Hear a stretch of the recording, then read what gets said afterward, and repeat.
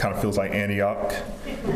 But I remember all those years my dad used to make me sit or stand in front of the church and read scriptures or do an Easter play or lead a program, and I guess it all makes sense now, right? So, the generational transition. This is a moment that I've pretty much been afraid of my entire life since I can understand the concept of death. There's like a law of physics that says that energy cannot be created or destroyed, it's just transferred. And I feel that he's in all of us right now. In this moment of grief, I know he's here. 39 years, 2 months and a day. That's how much time I've had with my dad. Actually, my daddy. I never really called him dad to his face. I always addressed him as daddy because he was our superhero. He was a giant. Like, even as an adult, I was in awe of his presence. So 39 years, 2 months and a day. How can I condense this time that I had with him to convey how much he meant to me in a few minutes? It's almost an impossible task, and I told my mom beforehand, I was like, I know you don't want people to do a few minutes, but knowing my dad and knowing my relationship with him, I don't want to leave anything on the table, and I want everybody in here to know how I felt about him. And he always said, have a plan. So this is going to run about 11 minutes and 8 seconds. All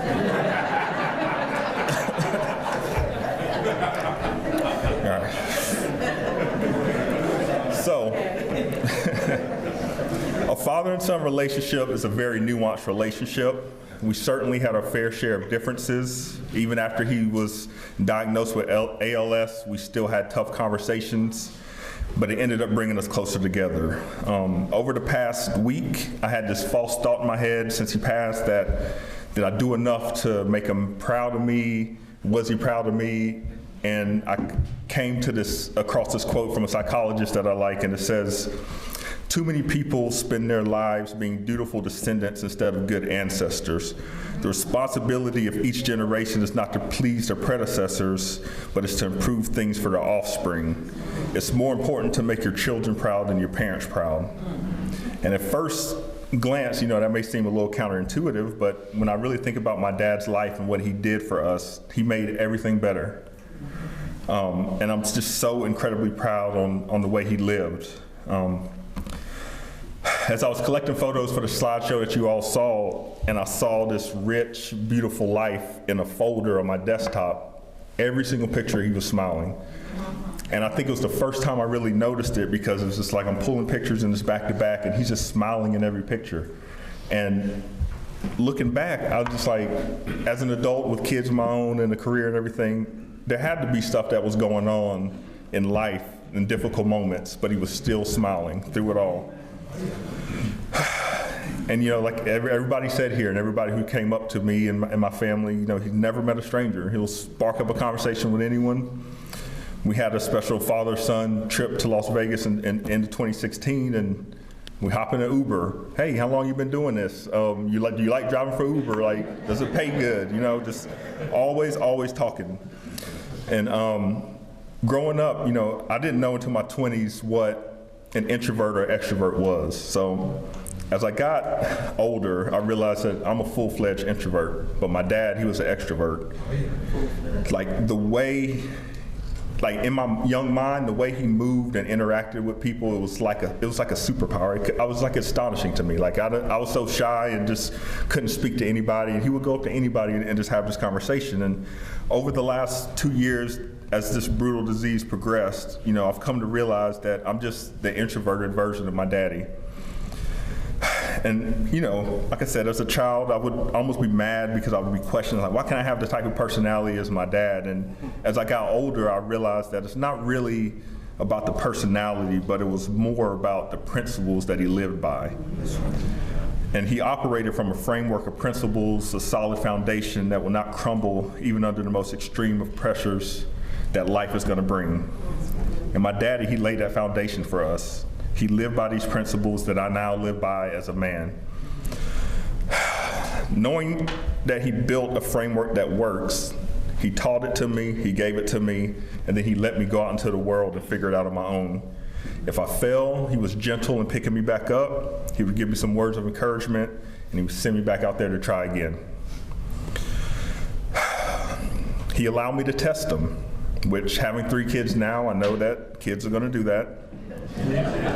And even as a man, he pushed me to be better, and I pushed him to be better. I would share books with him, share articles, share philosophies, talk about all different kinds of things.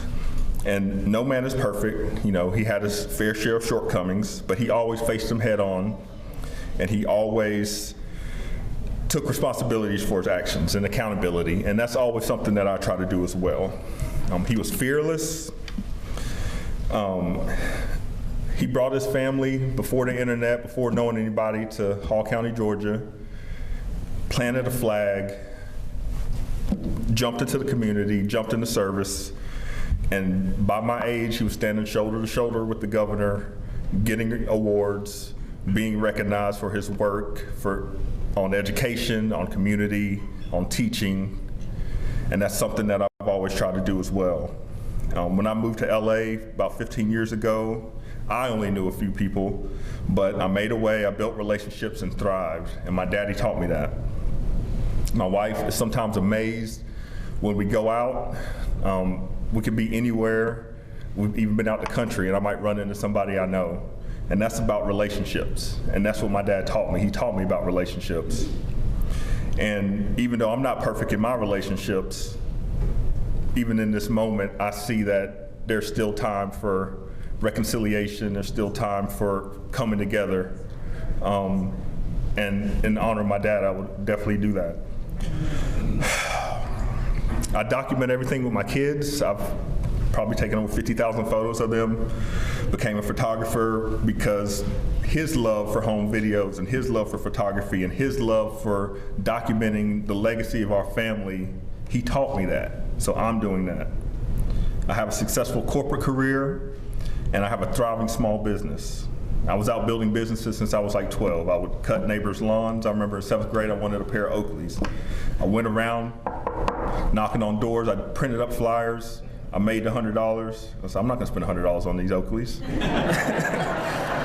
But my dad taught me that. He taught me about business. And he would always tell me, you know, to keep your sales pipeline full. So entrepreneurship and business, my daddy taught me about that. I started volunteering in high school, doing Meals on Wheels, visiting the elderly and working with the youth. I had a program teaching the kids. And I remember when we were little in Decembers, on the 8th and the 20th, he would take us for an hour to ring the Salvation Bell Army, and because he was teaching us about being a part of the community, about giving, and about being selfless. So service, my daddy has taught me that as well. We would be in church, I would see him pull a young man aside, give him words of encouragement. It could even be some of my friends sometimes, and he would give him words of wisdom and encouragement and just tell him to keep going. And when I had my program working with kids, I still to this day keep in touch with a lot of those kids and encourage them, and my daddy taught me about that. But probably the biggest lesson of all is what he has blessed us with over the last 5 years. I'm so incredibly proud of how he carried himself through the final years of his life with a positive mental attitude, or PMA as he would call it. Ever since I was a young child, I felt like there was something special in me, but I didn't quite know what that specialness was. But after these last 5 years, seeing how my dad and my mom handled this, 100% know where I get it from. And I want to share one final thing with you all before I step down. But I want to first say to my mother,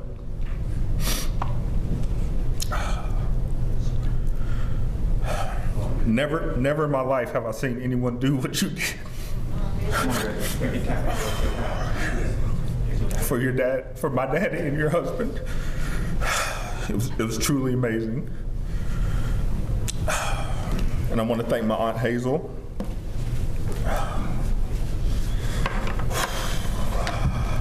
For just always being there, reading to him, sharing scripture.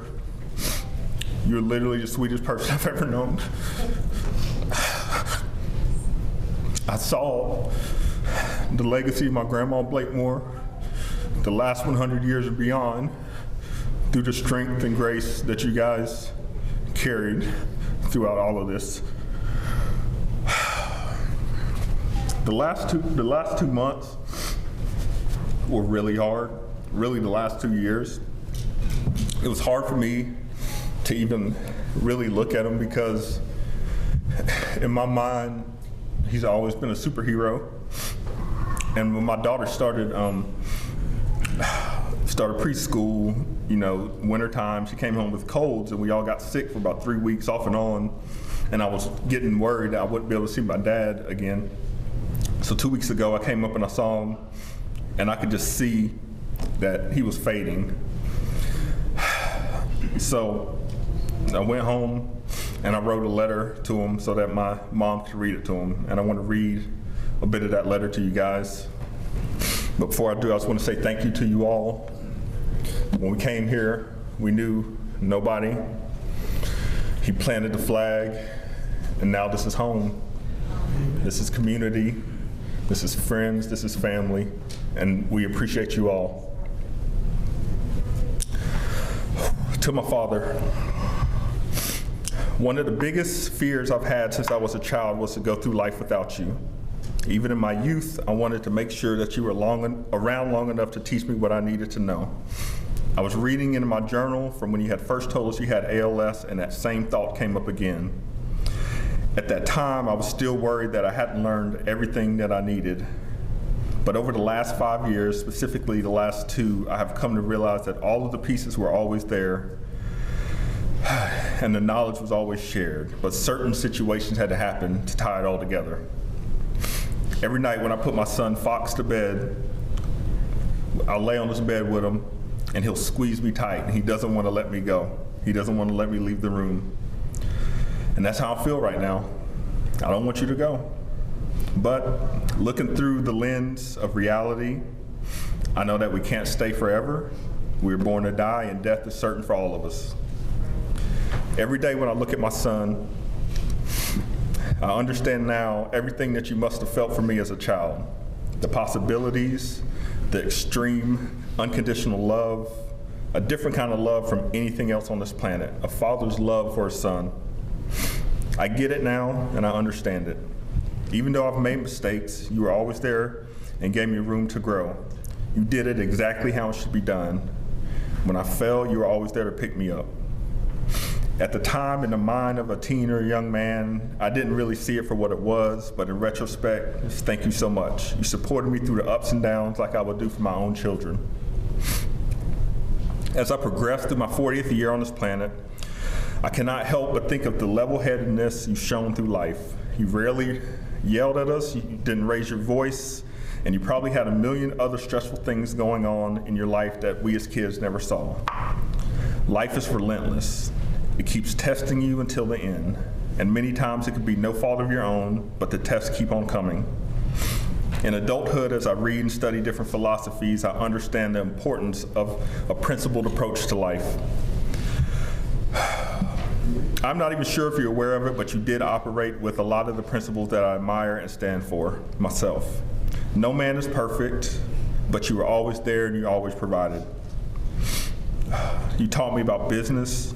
You let me experiment, whether it be with different sports, computers, art, or technology. You exposed us to it all.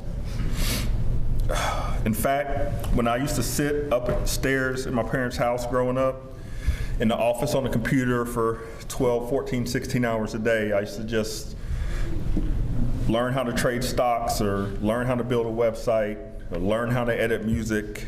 I would always sit there and think like, man, when I get old, I would love to just work from home, wake up with my kids, put them to sleep at night, cook them dinner every day, have a successful business. And that's exactly what I have now because he taught me these things.